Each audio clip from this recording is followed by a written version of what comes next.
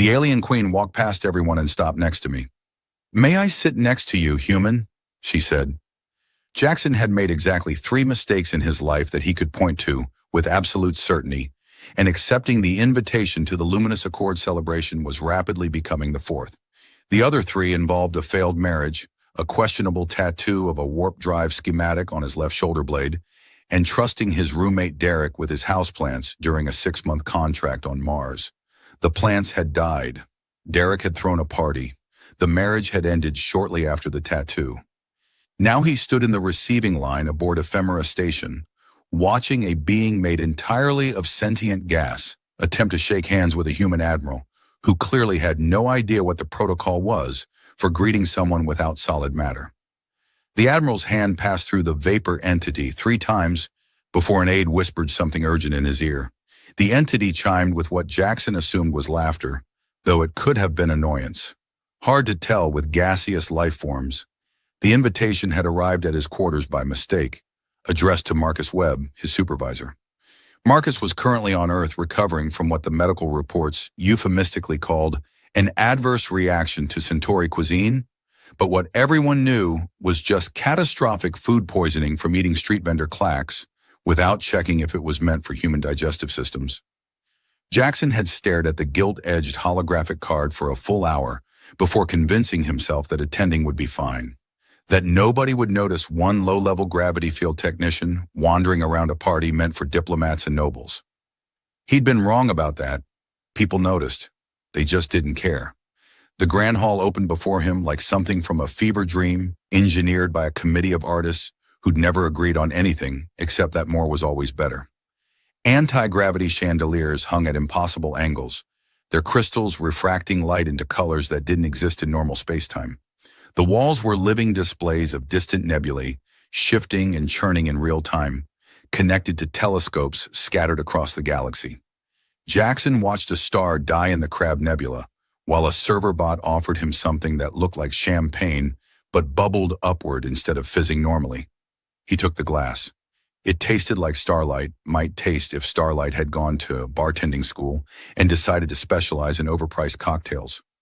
The crowd was a taxonomy lesson in xenobiology.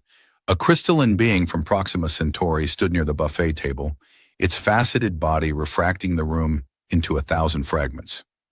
2 Arcturian delegates argued in their native tongue, which manifested as floating geometric shapes that occasionally intersected and made small popping sounds. A 4-armed Bellatrix diplomat was literally juggling appetizers while maintaining 3 separate conversations, which Jackson had to admit was impressive multitasking, even by galactic standards. And then there were the humans, dressed in their finest, trying desperately to look like they belonged at a party where half the guests violated at least 2 laws of physics just by existing. Jackson belonged to neither group. He'd borrowed a suit from Marcus's closet, and it fit poorly in a way that suggested Marcus had been lying about his measurements for years. The collar chafed. The shoes pinched. He'd already used the wrong utensil for the Andromedan appetizers and discovered they weren't meant to be eaten at all, but absorbed through psychic resonance, which explained why the elderly Duchess next to him had given him such a pitying look. He retreated to a corner table near a decorative fountain that defied gravity by flowing upward in a crystalline helix. It was quieter here, away from the main press of bodies and beings. He could observe without participating, which had always been his preferred mode of existence. A mathematician by training, a technician by necessity, an outsider by nature. The music shifted, some algorithm detecting the crowd's mood and adjusting accordingly. It was beautiful in a way that made Jackson vaguely sad, the kind of beauty that reminded you of everything you weren't experiencing. Couples danced, if you could call it dancing, when some of the participants didn't have legs. A human woman waltzed with something that looked like an octopus made of starlight. Nearby, 2 beings of pure energy spiraled around each other in patterns that hurt to look at directly. Jackson sipped his upward bubbling champagne and wondered if Marcus's food poisoning had been a blessing in disguise. At least he had an excuse to be elsewhere. At least he wasn't sitting alone at a table for one, watching other people live lives that seemed infinitely more interesting than his own, wearing a borrowed suit that smelled faintly of someone else's cologne and regret. The evening stretched ahead of him like an unexplored star system, Vast, potentially interesting, probably empty. He was wrong about that too. The music stopped first. Not a gradual fade or a natural ending, but an abrupt silence that fell across the grand hall like a guillotine blade. Jackson looked up from his contemplation of the upward flowing fountain, which he'd been studying with the intense focus of a man trying very hard to look occupied, and saw that every head in the room had turned toward the main entrance. Even the beings without heads seemed to be paying attention. The crowd parted without anyone appearing to move, creating a corridor of empty space that stretched from the entrance to the center of the hall. Jackson had seen this kind of thing in historical dramas about royalty, but experiencing it in person was different. It was like watching a mathematical proof execute itself in real time, everyone calculating their position relative to a central point of gravity and adjusting accordingly. Then she entered, and Jackson understood why stars collapsed. She moved like light through crystal, each step a study in impossible grace. Her skin held an inner luminescence that made the anti-gravity chandeliers look dim by comparison, a white that suggested moonlight on water or the surface of a neutron star caught at the precise moment before it imploded. The robes she wore defied his understanding of fabric. They flowed around her like liquid mercury, catching and reflecting the nebulae on the walls, shifting through colors that didn't have names in any human language he knew. Her ears rose to elegant points that swept back from her temples, the only visible indication that she wasn't human. Well, that and the fact that she appeared to be generating her own gravitational field. Jackson's champagne glass tilted slightly in her direction, the upward flowing liquid bending at an angle that would have made his physics professors weep. Someone near him whispered, "Queen Lyria," with the kind of reverence usually reserved for religious experiences or really good coffee.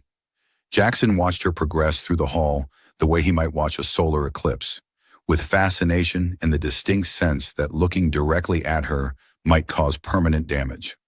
She passed the Arcturian Duke, who bowed so low his forehead nearly touched the floor. She glided by the crystalline being from Proxima Centauri, who chimed out what was clearly a formal greeting. A cluster of human ambassadors straightened their postures and adjusted their medals, preparing speeches that would never be delivered. She walked past all of them. Jackson's brain, which had served him reasonably well for 32 years, chose this moment to abandon ship entirely. He watched her approach his corner table with the detached calm of a man observing his own execution from a comfortable distance. This couldn't be happening. There were at least 200 more important people in this room, beings who controlled star systems and negotiated treaties and probably knew which utensils to use for psychically resonant appetizers. She stopped directly in front of him. Up close, her eyes were crimson, the color of dwarf stars or emergency warning lights on spacecraft. They fixed on his face with an intensity that suggested she was reading something written there in a language he didn't know he'd been speaking.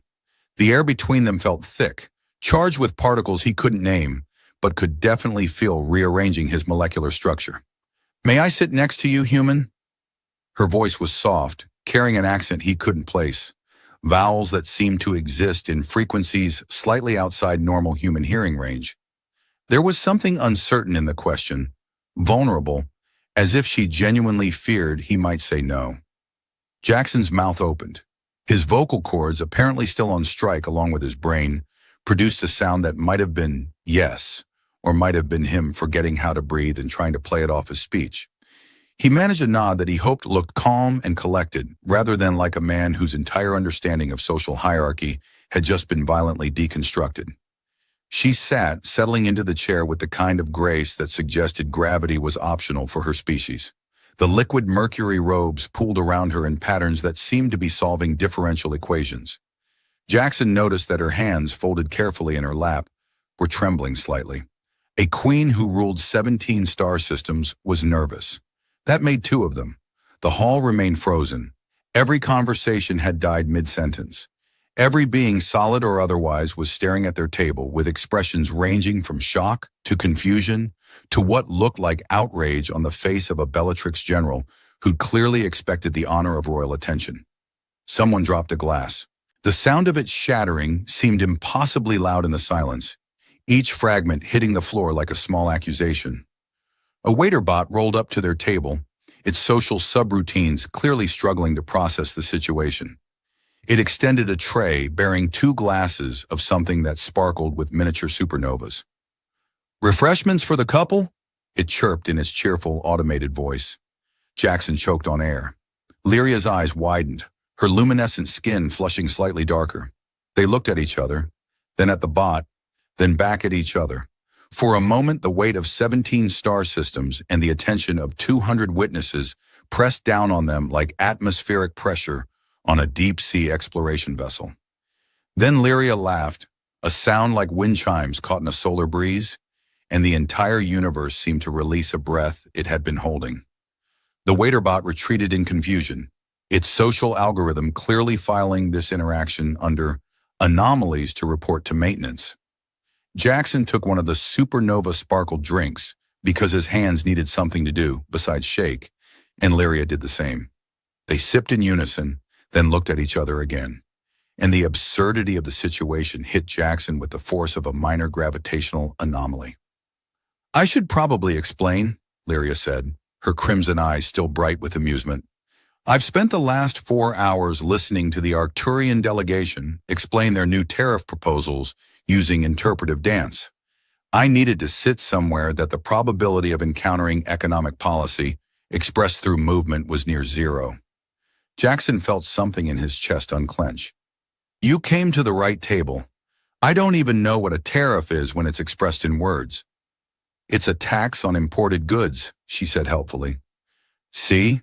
That's already too much information."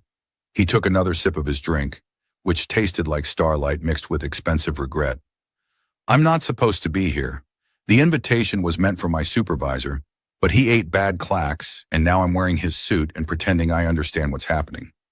Lyria studied him with an expression that might have been curiosity or might have been the look you give someone who just admitted to grand theft invitation. "What were you supposed to be doing instead?" "Calibrating gravity field generators in Section 7. Exciting work. Really pushes the boundaries of what one man can accomplish with a wrench and profound boredom." "I've done that," she said. Jackson blinked. "Calibrated gravity generators?" "During what my tutors called my rebellious phase, I spent 2 years working in the orbital shipyards above Aurelia Prime, much to the horror of everyone who thought queens should limit their interests to diplomacy and looking regal at state functions." She gestured at her robes. "I got very good at it, actually. Gravity field theory is elegant in a way that treaty negotiations will never be." "You're telling me you know the quantum chromodynamic equations for graviton resonance? The Harrington-Chen formulations, or the newer Vega models?" Jackson laughed, surprising himself. "The Vega models are garbage. They fall apart completely once you introduce dark matter interference." "Thank you." Lyria leaned forward, her eyes bright. "I've been saying that for 50 years, but everyone assumes I'm being diplomatic when I critique human physics. The math doesn't close properly in high-density fields. The Harrington-Chen approach is inelegant, but at least it's internally consistent." They fell into a discussion of quantum mechanics that would have baffled most of the dignitaries in the room. Jackson explained the modifications he'd made to the standard calibration protocols, and Lyria countered with techniques her people used that involved singing specific frequencies to resonate with graviton wave functions. She demonstrated, humming a note that made Jackson's borrowed suit vibrate in harmony and caused the upward fountain to spiral into a double helix.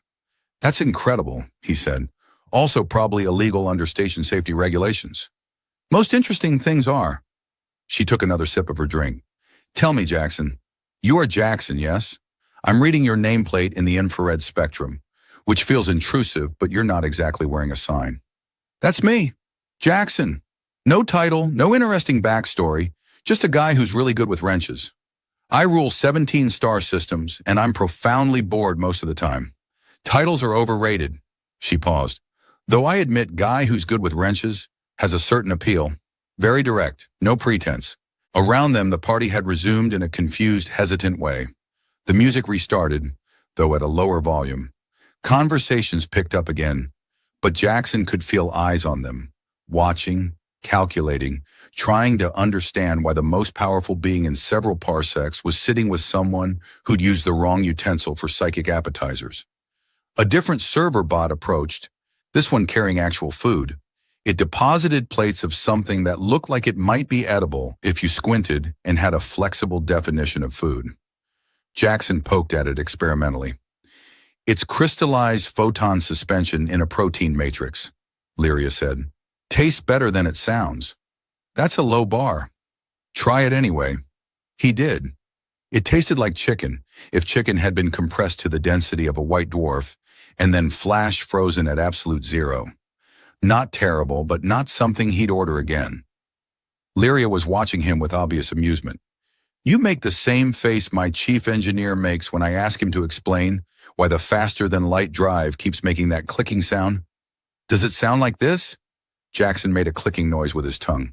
Exactly like that. How did you know? Every FTL drive makes that sound. It's the quantum foam collapsing in the containment field. Perfectly normal. Your engineer is just worried you'll blame him if it gets worse. Should I be worried?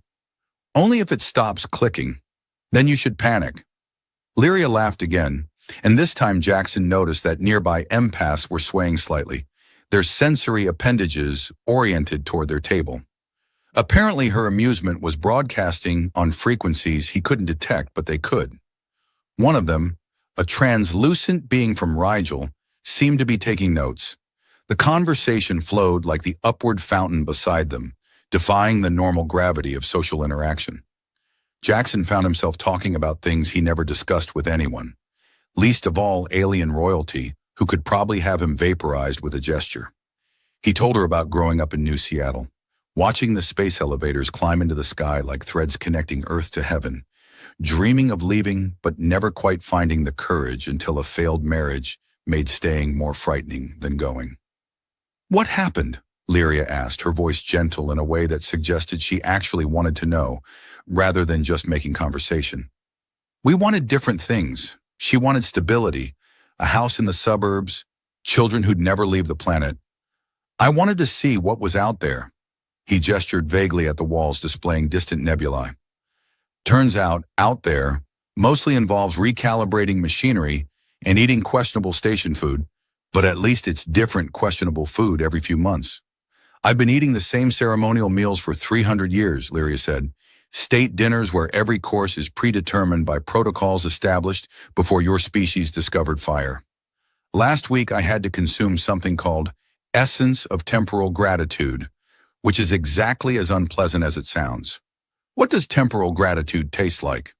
Regret, mostly, with hints of obligation and a finish of diplomatic necessity.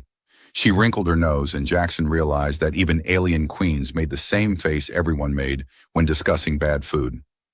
I would trade a moon for a simple sandwich that nobody had approved through 7 layers of cultural sensitivity committees. I have a protein bar in my pocket, Jackson offered. It's probably crushed and definitely expired, but it's been approved by exactly 0 committees. Lyria's eyes widened with what looked like genuine delight. You're joking. I never joke about emergency rations. He produced the bar from his borrowed jacket, slightly flattened and of questionable vintage. Chocolate chip, allegedly. The chocolate might be theoretical at this point. She took it with the reverence of someone receiving a holy relic, turned it over in her luminous hands, then carefully tore open the wrapper. The protein bar had indeed seen better days, possibly better years, but she bit into it anyway. Her expression cycled through surprise, contemplation, and something that might have been joy. This is terrible, she said. I know. I love it. She took another bite, and Jackson watched a queen worth more than several planetary economies demolish a protein bar that had cost him 2 credits from a vending machine on Mars. It tastes like freedom, like nobody's watching or judging or expecting me to represent anything except my own terrible taste in snacks. Welcome to the authentic human experience. We excel at terrible snacks. They shared the protein bar, breaking off pieces and critiquing its many flaws, while around them the party continued its elaborate dance of politics and pretense. An Arcturian duke approached their table with obvious intent, his metals clinking together like wind chimes in a storm. Lyria held up one hand without looking at him, a gesture that somehow communicated both not now and possibly never, with such clarity that he retreated immediately. his face cycling through colors that Jackson assumed indicated embarrassment in his species. That was remarkably efficient, Jackson said. 300 years of practice. You learn to communicate rejection in every known language, including several that exist only in probability space. She brushed protein bar crumbs from her robes where they evaporated on contact with the liquid mercury fabric. Tell me something, Jackson. What do you want? Right now or existentially? Either. Both. He considered the question, watching the nebulae on the walls birth and collapse stars in accelerated time. I want moments like this. Conversations that feel real instead of like everyone's reading from scripts written by committee. Connections that matter, even if they're temporary. He paused, feeling suddenly vulnerable. What about you? I want to feel seen rather than observed, Lyria said quietly. Her crimson eyes met his, and Jackson felt something shift in the air between them, a quantum state collapsing into certainty. Do you know how many people have looked at me today? Hundreds. Do you know how many have seen me? You're the first. I'm not sure I'm seeing you correctly. I'm mostly just trying not to say something stupid and wondering if this is all an elaborate stress dream brought on by expired protein bars. If it helps, I'm wondering the same thing. Queens aren't supposed to abandon state functions to eat crushed chocolate with gravity technicians.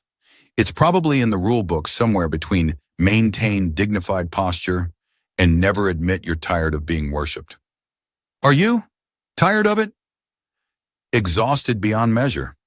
She reached across the table and took his hand, and Jackson felt a sensation like touching a live wire, electricity and something else, something deeper. My people bond through quantum entanglement. Physical touch creates a resonance between particle states. Right now, if someone had sensitive enough equipment, they could detect that our quantum signatures are beginning to harmonize. Is that normal? No, she said, not letting go. It's how we begin courtships. Jackson's brain finally returned from its extended vacation, assessed the situation, and immediately filed for permanent sabbatical. Jackson stared at their joined hands, watching tiny sparks of what might have been static electricity or might have been fundamental forces rewriting themselves dance across their skin.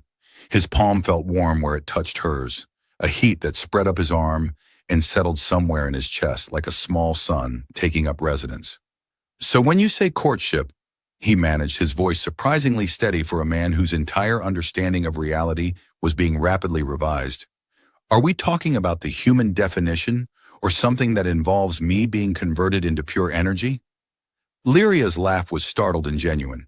The human definition, mostly. My people are more similar to yours than you'd think. We just happen to share quantum states when we fall in love, which admittedly makes breakups complicated on a subatomic level. That's one way to ensure commitment. Sorry, can't leave you. Our electrons are literally entangled. It's happened. There was a very awkward incident in the 3rd century involving a diplomat and a mining engineer. We had to get physicists involved. She squeezed his hand gently, and Jackson felt the warmth intensify, spreading through his nervous system like slow-burning starlight. I should probably mention that I've never done this before. The quantum bonding, I mean. Queens usually marry for political alliances, and those marriages are traditional ceremonies without actual entanglement. Romantic, yes, but not real in the way this feels real. Jackson processed this information with the part of his brain that wasn't busy panicking. You're 300 years old and you've never been in love? I've been in variations of fondness. I've had arrangements that satisfied diplomatic requirements. But love, she shook her head, her pointed ears catching the light from the chandeliers. Love requires seeing someone, truly seeing them, and being seen in return. Hard to accomplish when everyone's looking at your crown instead of your face. I don't see a crown. I left it in my quarters. It clashes with everything and gives me headaches. She tilted her head, studying him with those crimson eyes that seemed to see past his borrowed suit and expired protein bars into something deeper. Why aren't you terrified of me? Oh, I'm absolutely terrified, Jackson assured her. I'm just very good at hiding it behind inappropriate humor and the general confusion of someone whose evening has gone completely off script. What was the script? Drink champagne that flows the wrong direction, avoid important people, go home early, regret nothing because nothing happened. Instead, I'm holding hands with a queen who rules star systems I can't pronounce, while apparently engaging in alien foreplay at the quantum level. Lyria nearly choked on her own amusement. Foreplay? I'm going to start describing diplomatic negotiations as foreplay and see how long it takes for someone to correct me. Please do that during the next Arcturian tariff discussion. The interpretive dance would take on new meaning. She sobered slightly, though her eyes still sparkled with mirth. I should be honest with you, Jackson. If we continue this, if our quantum signatures fully harmonize, it's permanent. Not legally binding in human terms, but binding in every other sense.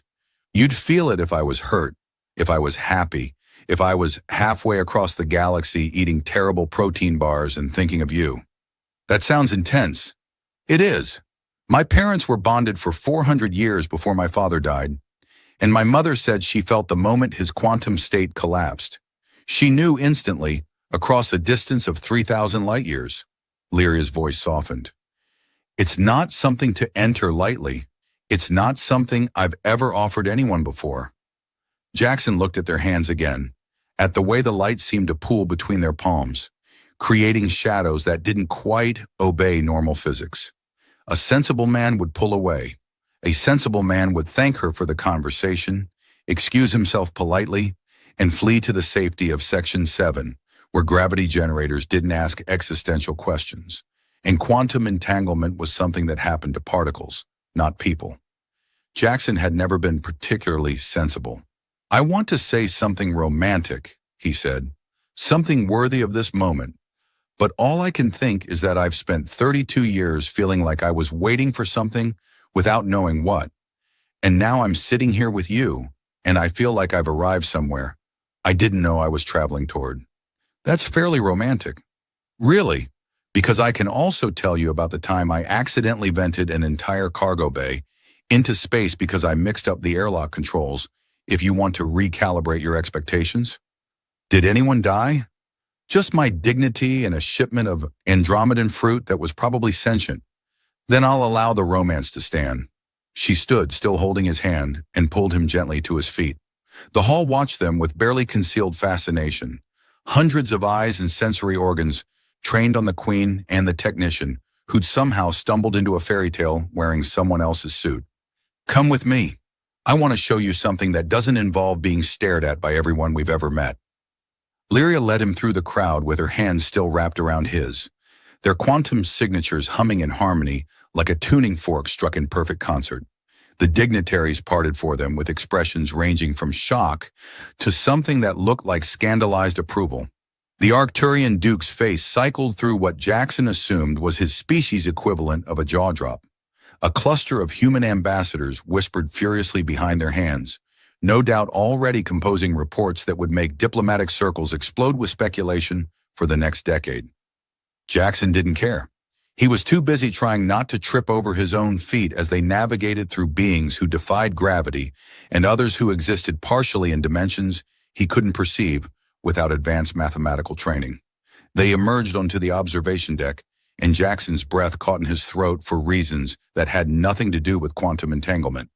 The deck was a transparent hemisphere jutting from Ephemera Station's hull, offering an unobstructed view of the cosmos in all its terrible glory. Stars scattered across the darkness like someone had shattered a chandelier made of suns. The Andromeda Gate pulsed in the middle distance, a massive ring of exotic matter that bent space-time into knots, allowing ships to traverse distances that should have taken lifetimes in mere hours. I come here when the weight of 17 star systems feels like too much, Lyria said quietly. She released his hand, and Jackson felt the absence like a physical ache, but she moved to the transparent wall and gestured upward. Out there, no one cares about tariff negotiations or political alliances or whether I'm maintaining appropriate regal bearing. It's just mathematics and physics and the fundamental indifference of an expanding universe. That's oddly comforting, Jackson said, moving to stand beside her. We're all equally meaningless when you zoom out far enough. Exactly. She pointed to a cluster of stars that seemed to pulse with coordinated rhythm. That's the Aurelia system, my home. The third planet orbits a binary star, which means we have 2 sunrises and 2 sunsets every day. I used to watch them from the shipyards covered in grease and ion residue, while my tutors sent increasingly frantic messages about neglecting my studies in orbital mechanics. You were studying orbital mechanics, just practically.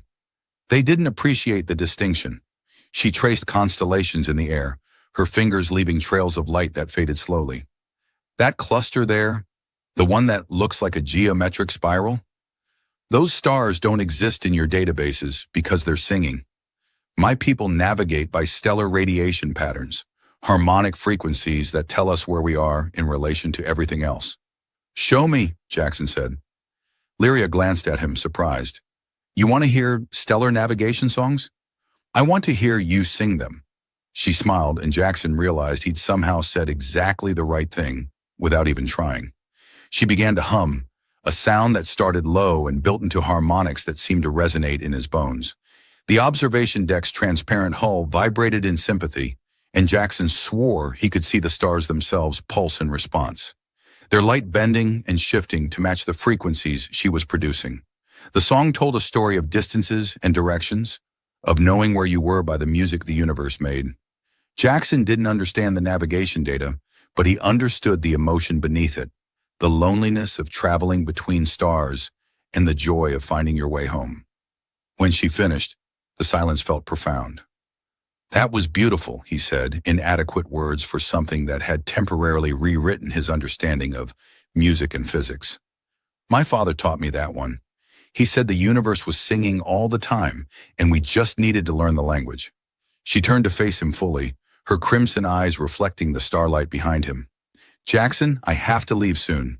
My duties don't pause just because I found something unexpected at a party I didn't want to attend. But I need you to know that this evening has been the first time in 300 years that I've felt like myself instead of like a role I'm performing. I know the feeling, Jackson said.